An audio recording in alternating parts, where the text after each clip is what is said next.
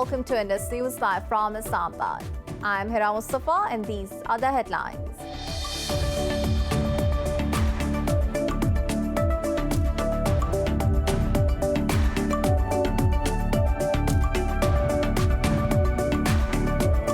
Israeli forces have killed a Palestinian teenager and injured 320 others in the occupied West Bank. The Palestine Red Crescent Society says occupation forces used tear gas, live fire and rubber-coated bullets.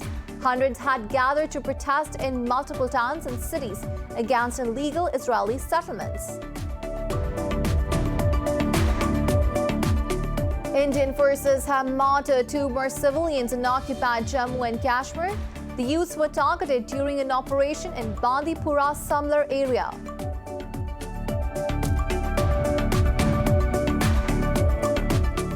In India, the death toll from landslides and flooding triggered by heavy rains in the western state of Maharashtra has risen to 136. Rescue crews have been racing to evacuate survivors, but many people are feared missing. The country's weather agency says more heavy rains will continue to lash the state capital, Mumbai.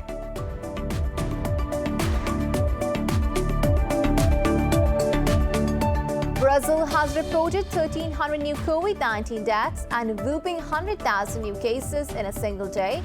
In Pakistan, the virus has claimed 32 more lives and infected over 1,800 people overnight.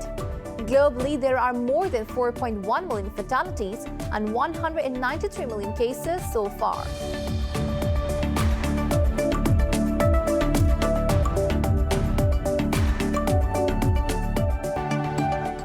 Well, those were the headlines. News in detail coming after the short break. Stay with us.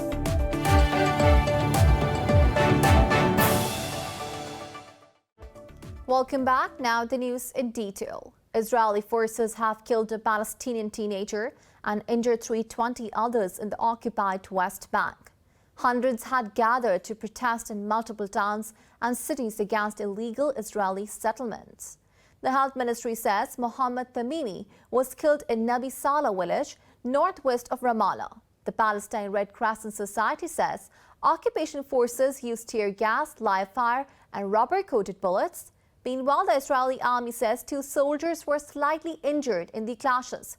About 475,000 Jewish settlers now live in the occupied West Bank, which Israel has occupied since 1967. Indian forces have martyred 2 more civilians in occupied Jammu and Kashmir. The youths were targeted during an operation in Bandipora Samlar area. Occupation forces have blocked all entry and exit points of the area. The operation was going on till the last reports came in. The Indian troops have martyred over 400 civilians since New Delhi revoked Kashmir's statehood in August 2019. In India, the death toll from landslides and flooding in the western state of Maharashtra has risen to 136. Torrential monsoon rains have also cut off hundreds of villages. Officials say 35 people were injured in rain-triggered landslides in 6 regions in Raigad district. The district collector said around 50 people are fear-trapped under the debris. Rescue crews have been racing to evacuate survivors.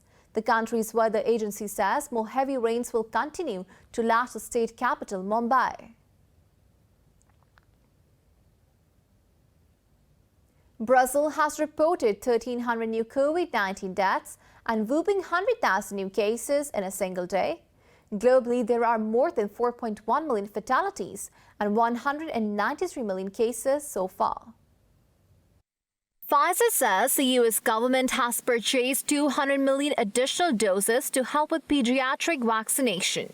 Sydney will get 50,000 more doses of the vaccine this week to battle its worsening outbreak. Meanwhile, China has reported 35 new COVID-19 cases in the mainland, down from 48 cases a day earlier. Vietnam is extending a lockdown in Ho Chi Minh City until August 1st and imposing stricter restrictions in the capital, Hanoi. In Japan, Olympics organizers say 1 more athlete at the Tokyo Games had tested positive for COVID-19. They say Olympics-related cases rose by 17. bringing the total number of disclosed cases to 123. And in Europe, Germany is classifying Spain and the Netherlands as areas with a high incidence of coronavirus. Unvaccinated travelers returning from those countries will have to quarantine for at least 5 days. Pakistan has reported 32 deaths from COVID-19 over the past 24 hours. The Health Ministry says the virus has claimed nearly 23,000 lives so far. It says more than 1,800 people tested positive for the virus overnight. The country's positivity rate has declined to 4.89%. Pakistan has reported more than 1 million cases so far, and over 924,000 have recovered. There are around 54,000 active cases, of which more than 2,500 are critical.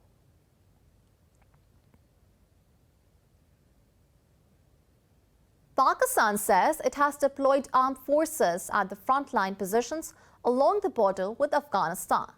Interior Minister Sheikh Rashid Ahmed said the influx of refugees and entry of armed militants need to be contained.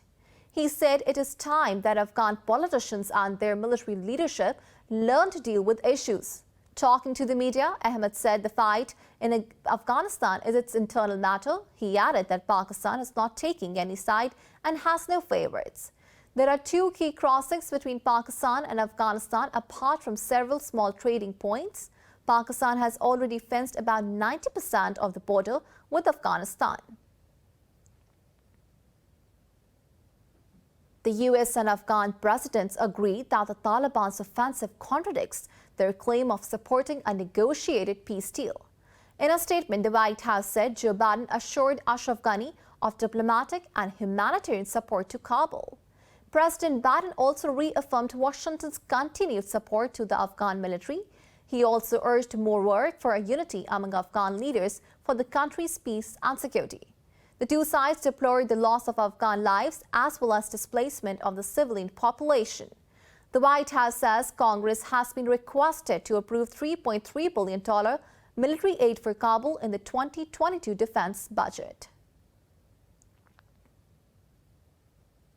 The US and Russia have announced that their diplomats will hold talks on nuclear arms control on July 28.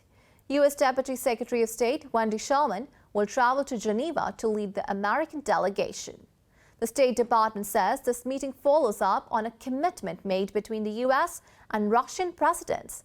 It said the two had agreed on a robust dialogue to lay the groundwork for future arms control and risk reduction measures.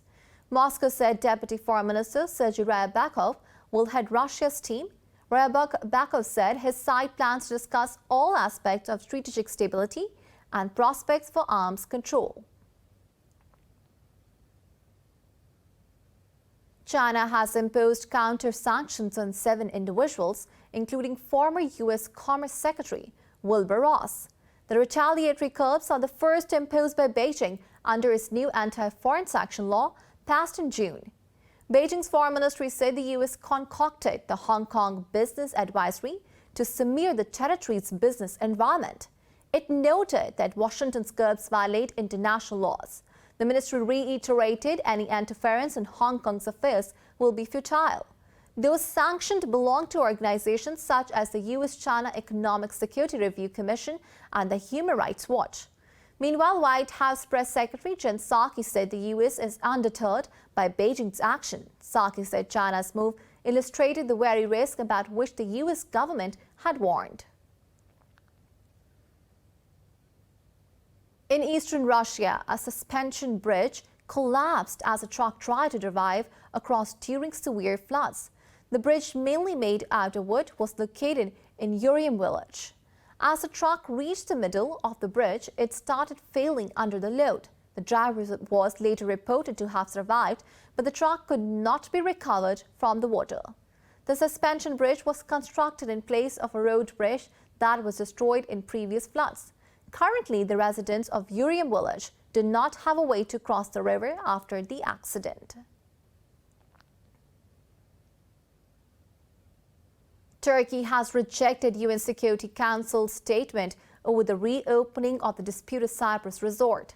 The Foreign Ministry says such remarks are based on black propaganda by Athens and Greek Cypriots. In a statement, the ministry said Maris is part of Turkish Cyprus. It said Turkish Cyprus had declared the city a military zone only as a goodwill gesture. The ministry underlined that the city has not been open to settlement. It assured that Ankara's decisions respect property rights and are in full compliance with international law. The ministry said, contrary to claims, the relevant UN Security Council resolutions are not violated. Disputed Varosha has remained empty since August 1974, sealed off with barbed wire and no entry signs. More news stories coming up after the short break. Stay with us.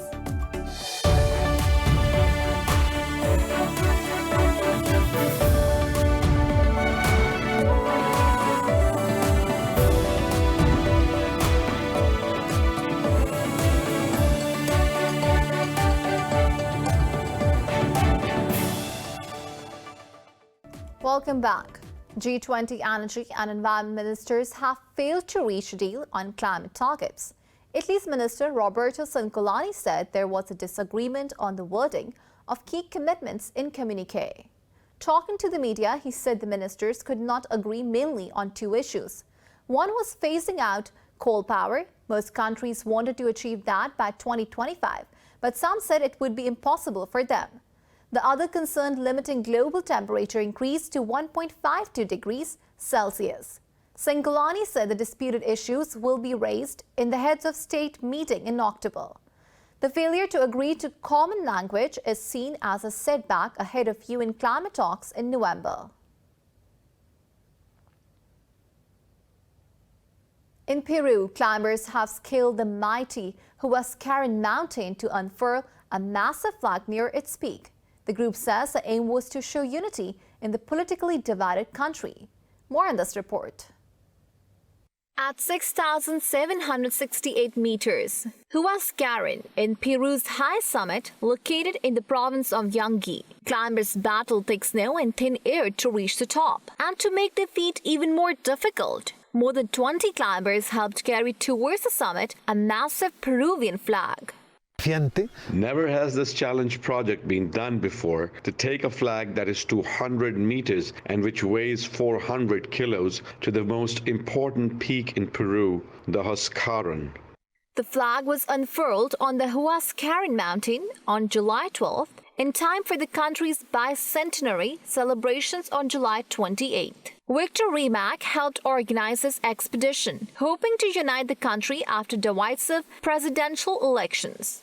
We started a project called Flag for the Bicentenary. This project commemorates 200 years of the country and for us to be able to unite Peru because the political situation has divided us a lot. So with this project, we have tried to unite Peruvians and send out a message of fellowship and hope. The spectacular Mount Huascaran is named after the 16th century Inca leader Huasca. The ascent normally takes 21 days.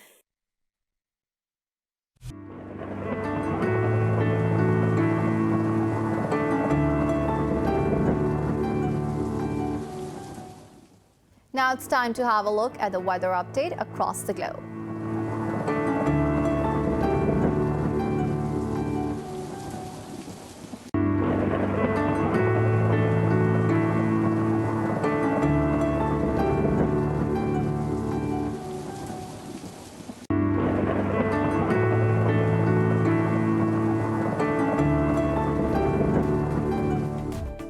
For the latest updates, you can follow us on social media at indus.news.